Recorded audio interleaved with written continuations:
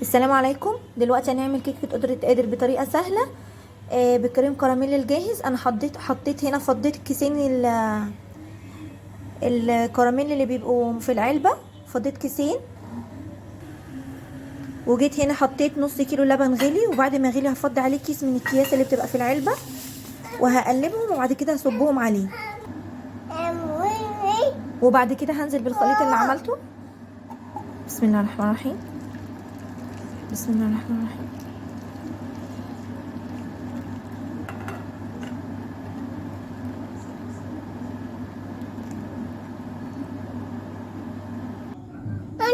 وبعد كده في بوله هجيب كوبايه الا ربع دقيق، اسفه كوبايه الا ربع سكر، وبيضتين وكيس فانيليا، وهضربهم. وبعد ما اضربهم خالص هحط عليهم نص كوبايه زيت، وكوبايه وربع دقيق، وربع كوبايه كاكاو.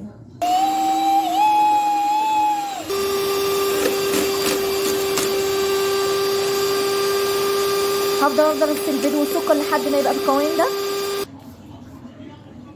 بقى بالشكل دوت. البيض والسكر، كوبايه الا ربع سكر، وكوبايتين دقيق، وكيس فانيليا. بعد ما بقوا كده هنزل عليهم بنص كوبايه زيت، نص كوبايه زيت،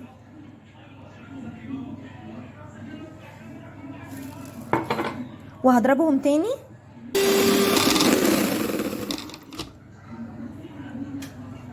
وبعد كده هنزل بنص كوبايه لبن في نفس الكوبايه، وهضرب. ادي كوبايه، هحط كوبايه وربع دقيق. بسم الله الرحمن الرحيم.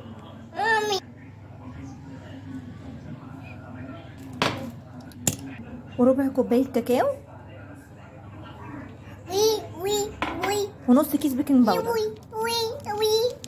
هحط البيكنج باودر عليهم، وهحط معلقه صغننه خل.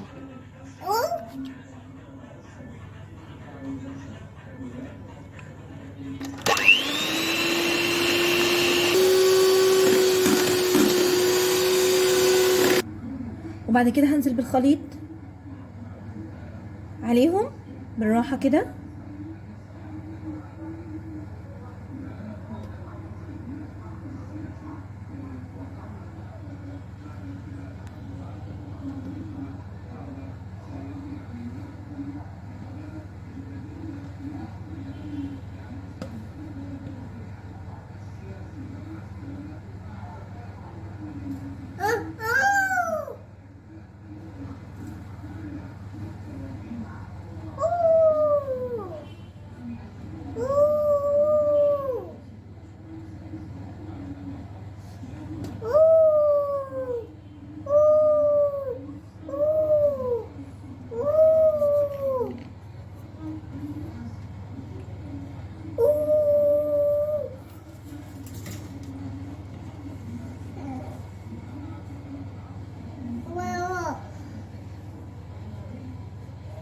اوعى تحط ايدك.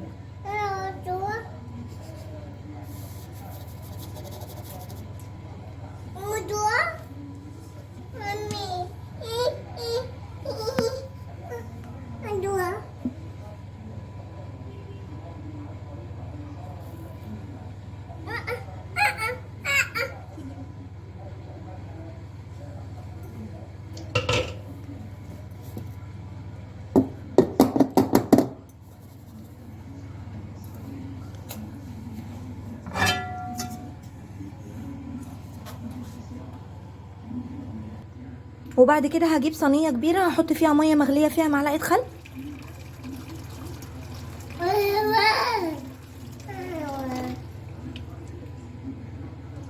وهروح حاطه الصينيه فيها. وده شكلها بعد ما خلصت. هدخلها الفرن على درجه حراره 180 واسيبها شويه. وده شكلها بعد ما طلعت من الفرن. قعدت ساعه الا ربع على درجه حراره 180. طلعتها سبتها شويه لما بردت، وبعد كده حطيتها شويه في التلاجة.